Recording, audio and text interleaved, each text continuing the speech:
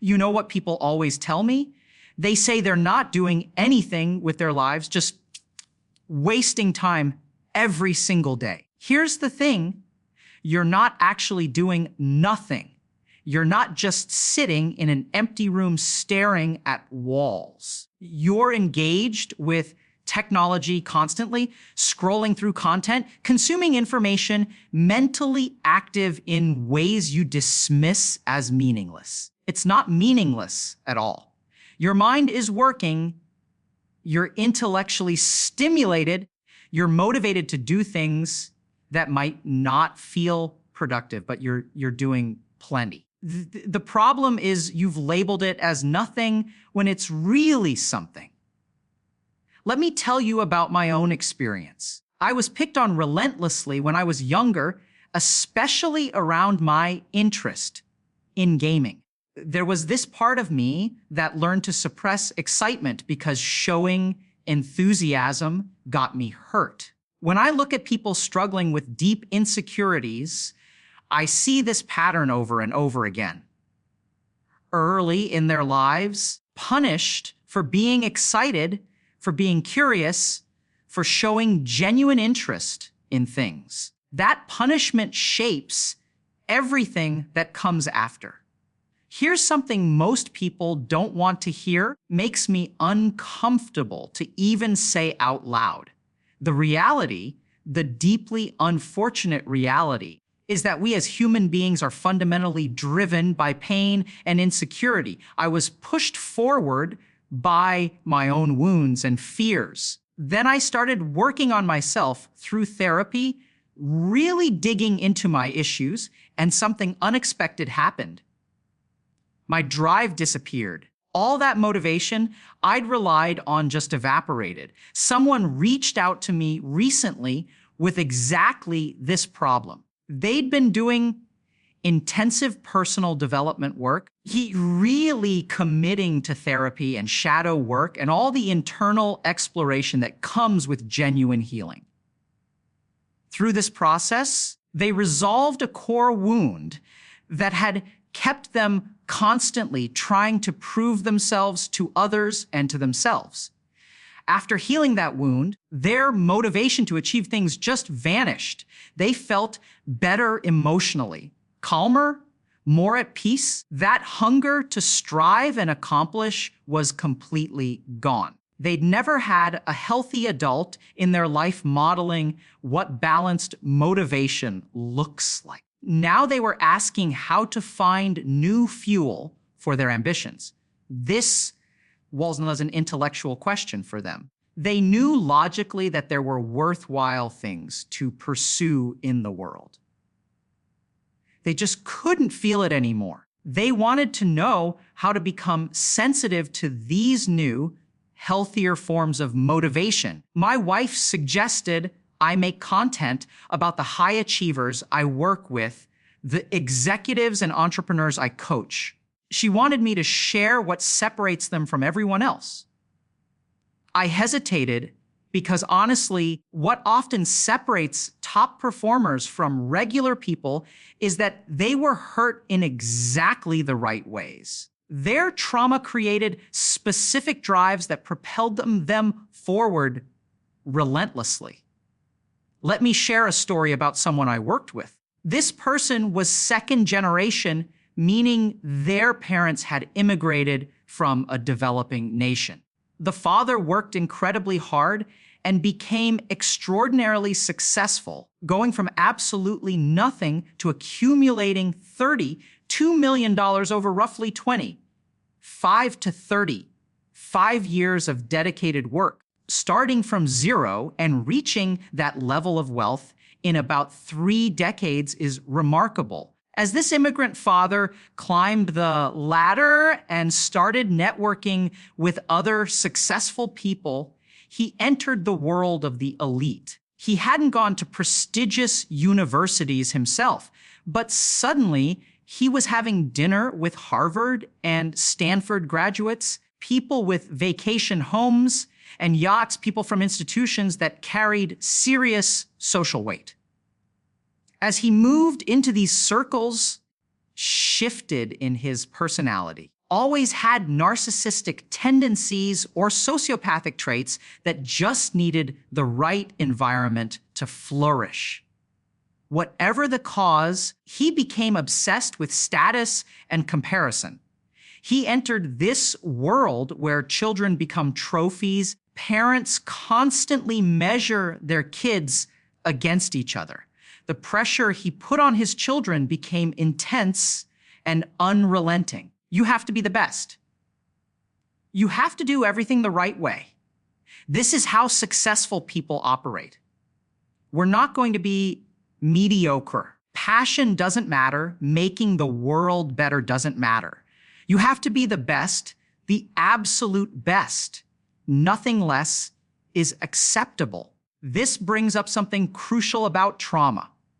There's a difference between the right kind of trauma and the wrong kind. Parents who are constantly vigilant, always monitoring their children, never allowing them any real relaxation or downtime, these create the most psychologically damaged kids. It's a sad reality that one of the most watched pieces of content I've created about depression focuses on conditional love. We talk about unconditional love as this ideal. Many people I work with who struggle with depression grew up with love that came with conditions. The message was clear: I'll only love you if you accomplish certain things, if you meet certain standards, if you become what I want you to be. Entire sense of self becomes wrapped up in performance. If I achieve enough, then I'm worthy of love. Then I matter. Then I deserve affection and respect. They spend their whole lives chasing approval, trying to make their parents happy, trying to make their parents proud. That hunger never gets satisfied because the goalpost keeps moving. If you want to understand what really separates high achievers from everyone else, a significant portion of them, and there's obviously selection bias here because plenty of high achievers had loving parents. I'd even count myself in that category, but honestly, a large chunk of them had parents who withheld love. Fathers and mothers who communicated subtly and sometimes not that love and respect had to be earned. The message was, if you want me to love you, if you want my respect, I need to be able to show you off to my friends. This messaging is often coded rather than explicit, but it's there and it drives people to achieve at extraordinary levels. Look at some very successful people with public profiles. I won't name names. Think about the billionaires and titans of industry everyone knows. How psychologically content do you think these people are? Do they seem peaceful, at ease? Is $1 billion enough? Is 100 billion enough? Is 20 billion enough? Do they need even more money, more success, more validation? The answer tells you something about what's really driving them. The uncomfortable truth is that human beings as biological organisms are wired to be driven by suffering and fear. Our nervous systems evolved. We're designed to respond to threats and pain. Think about why negative emotions feel so terrible. If you asked me to rank the most painful emotion, I'd say shame sits at the top. I haven't experienced the kind of crushing depression some of my clients have described, so maybe theirs is worse. Shame is extraordinarily painful. Why is shame so agonizing? Because it's designed to change behavior. Our negative emotions hurt intensely because that pain is meant to motivate action. I remember being bullied in school and thinking never again. The shame was so deep and overwhelming that I wanted to transform myself completely. I wanted to become someone different who couldn't be hurt that way. I wanted to show them to work harder than anyone, to prove my worth beyond question. Negative emotions are incredibly powerful motivators. They're the most powerful motivators we have access to. Sometimes during my sessions with people, toward the end, when we've identified their problem, I'll ask them directly, do you actually want to change this? The honest ones, the truly self-aware people, will sometimes say no. They'll admit they came with this problem, but don't really want to solve it because the problem is what keeps them moving forward. The problem is what pushes them to succeed. It's their fuel. So if you're wondering why you can't solve your problems, the first question to ask yourself is, what is this problem doing for me? It's frightening to really examine this question because the answers can be disturbing. Maybe you're hopeless because if you had hope, you'd have to try, and if you tried, you might fail, and failure would hurt tremendously. So you choose hopelessness as protection. You pick a despair over hope because it feels safer, even though it's miserable. If you've been someone driven by negative emotions and insecurity, motivated by the desire to become someone important, to stop being pathetic, transform yourself, and then you actually heal that wound through therapy or personal work, suddenly your motivation disappears. What do you do then? The good news is you have positive things ahead of you, but you need to understand time. This is a huge problem I see constantly when people ask questions or post online. There's no quantification of time in how people think about change. Someone will say they tried therapy, and I immediately want to know how long. Nobody ever includes that information. They tried therapy 3 times. How long each time? What therapeutic approaches? They put themselves out there and it didn't work. How many times? For what duration? Whenever people talk about solving problems or share advice online, there's no temporal dimension. People don't say you should do this specific thing for this specific amount of time. When you solve your motivational problem, when you heal yourself and find you have no drive, there's absolutely a lag period. This is critical to understand. I'd estimate it's somewhere between 3 months and a year on average. Your body doesn't create a new system while another one is still functioning. You have to dismantle one thing first. There's a period of need, and then your body develops an alternative system. It doesn't plan ahead. It responds to current conditions. Now that your old motivational system is gone, other motivational systems will gradually develop and strengthen. Research on people experiencing quarter-life or mid-life crisis shows this clearly. They have a specific period where they need to check out. They recognize their current life isn't working, so they remove themselves from that life, and then they build a new one. That limbo period isn't wasted time. It's developmentally necessary. There must be an intentional withdrawal from the situation, either mental or physical. You need to create space between yourself and what was. That limbo period is part of the process. Nothing is wrong with you if you've healed your trauma and you're thinking, now what?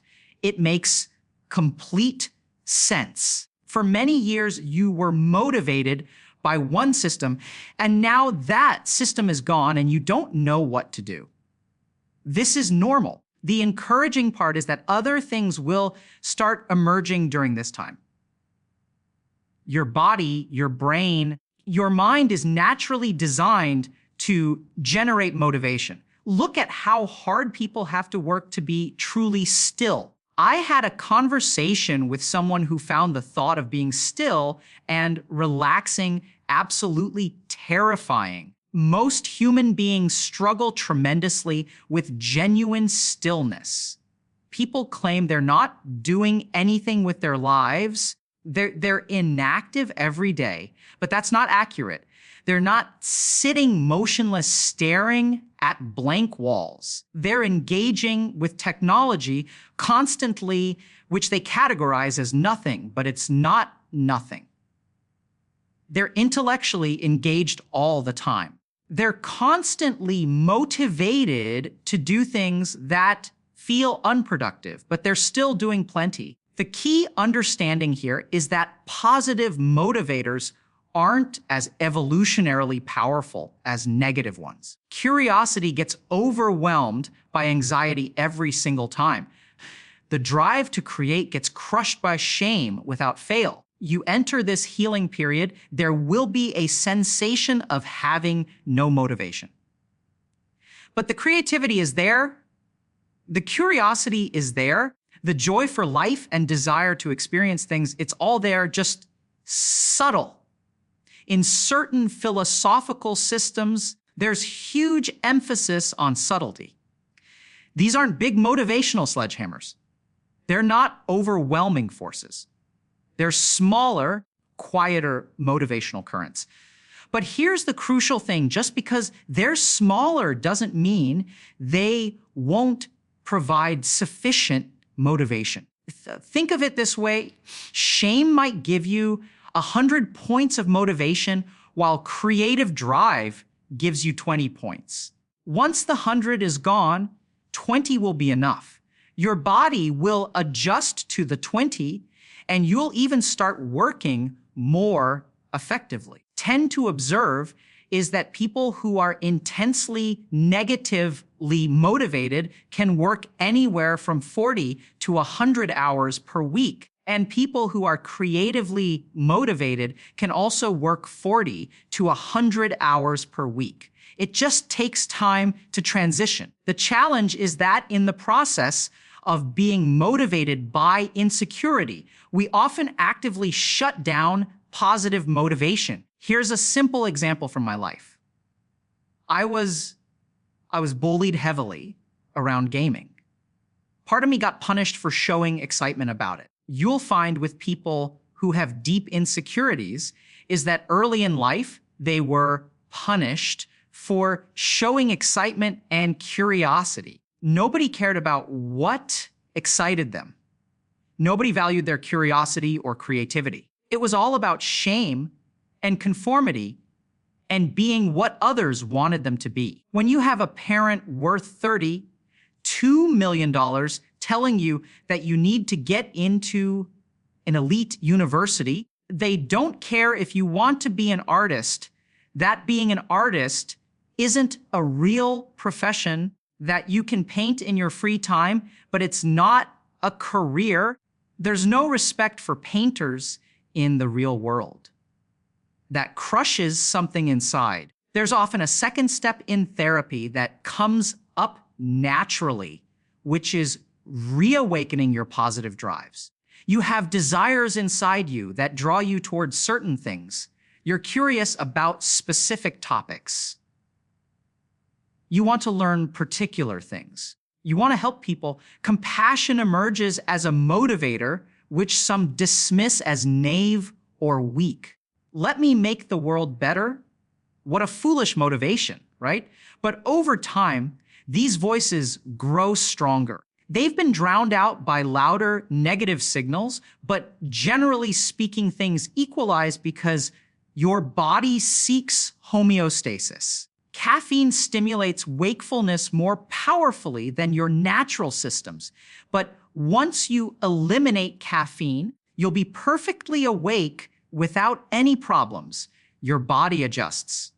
It takes time, but it happens. You may need to actively explore what you're curious about, what you want to create, what you enjoy about life, what existence means to you. This is when you get to ask those meaningful questions, and the motivation will come. You just have to look for it and be patient. Asked me about this and said they still feel this fire within them, this ruthless drive to pursue what they want. Does that mean they haven't healed? Not at all. Everyone's journey is unique. Just because you've resolved your insecurity doesn't mean all your drive disappears. For some people, it does because it gets extinguished, but there's another type of motivation that's hard to articulate. Some might call it purpose or calling. I sometimes think of it as something deeper, almost like a sense of destiny or duty that exists independent of trauma. I work with people sometimes who have certain creative disorders, and they're often remarkably creative. What many people don't understand is that one condition affects maybe 1% of the population. 4% of the population has a related condition without the negative aspects. They only need 4 to 6 hours of sleep per night and maintain high productivity for weeks or months at a time without the crashes. It's an incredibly advantageous trait. These people are often creative, and if you've felt that creative drive, you know there's something in you that wants to manifest in the external world. I'd encourage anyone feeling that to lean into it completely. If you have a powerful drive, it doesn't mean you haven't healed. Maybe your insecurity is gone, and what remains is often a healthier version of that driving force. Think about it this way. You're a human being with certain natural ambitions and tendencies, certain inherent qualities. Then trauma happens, shame accumulates, or insecurity develops. That insecurity doesn't create something from nothing. It latches onto who you already are. Took 100 different children and bullied them all into insecurity. The type of insecurity each developed wouldn't be identical. If I cut down 100 trees and examined the rings in their centers, they wouldn't all look the same. Trauma might make us insecure, but the specific way it makes us insecure is unique to who we are as individuals. The insecurity often latches onto or hijacks a natural impulse that was already there. Here's how you can tell the difference. When you're driven by insecurity, there's a particular vision of what you want to become. You think this is what healed looks like. People will respect me then. Whether it's physical transformation or material success or a heroic achievement or finally hearing a parent say they love you, there's a specific external validation you're chasing. Often when you resolve the insecurity, there's still an element that's authentically you, that's specific to your nature, and ambition can grow from that healthier place. It doesn't mean you're not healed. Everyone is unique in how these forces interact within them. Asked how to deal with overwhelming shame, there are several approaches. First, understand where it originated. Second, practice acting despite it. This is difficult, but much of shame healing comes through new experiences. Most people would say you should see a therapist, which is valid advice, but the majority of people who have problems overcome them without professional help. Most humans on the planet resolve their difficulties on their own or with support from their social circles. If you're stuck with a problem, the most common reason is that your day-to-day experience never changes. It's incredibly hard to escape a hole when you're in the same environment that put you there. If your daily routine is waking up, going to work, coming home, doing laundry, playing games, sleeping, and repeating, if that's your entire existence, that environment has produced your current state. We stay stuck in these situations for so long because the environment continuously shapes us in the same ways. I had to physically remove myself to a completely different setting to make real progress. Certain principles shape how we perceive ourselves and environment is enormous. When people are really stuck, I try to identify the smallest possible change they can make. There's one fundamental principle: the person you'll wake up as tomorrow is influenced by the actions you take today. The tricky part is that if you're deeply ashamed or dealing with multiple psychological difficulties, think about how many days have contributed to your current state of mind. Generally speaking, you need substantial time to address that. The encouraging news is it's nowhere near 1 to 1. With intentional effort, between 10 and 25% of the time things have been difficult is how long healing takes. If someone has been struggling with depression for 10 years, estimate it takes somewhere between 1 and 2.5 years of focused work to address it. That's based on my clinical experience. It's substantial work, but with intentional small efforts consistently applied, change is absolutely possible. The crucial insight is that you're not broken if healing removes your old motivation. You're transitioning. Your body and mind will develop new systems. Those quieter positive motivations, curiosity, creativity, compassion, the desire to learn and grow and contribute, they're already there. They've always been there. They were just overshadowed by the louder, more painful drives. Give them time to strengthen. Give yourself permission to explore what genuinely interests you without the pressure of proving anything to anyone. The motivation will return just from a healthier, more sustainable source. You'll find you can work just as hard, achieve just as much from a place of genuine interest rather than desperate need. The transition period feels uncertain and uncomfortable, but it's not emptiness. It's possibility waiting to be discovered. You're not losing your drive. You're finding a better,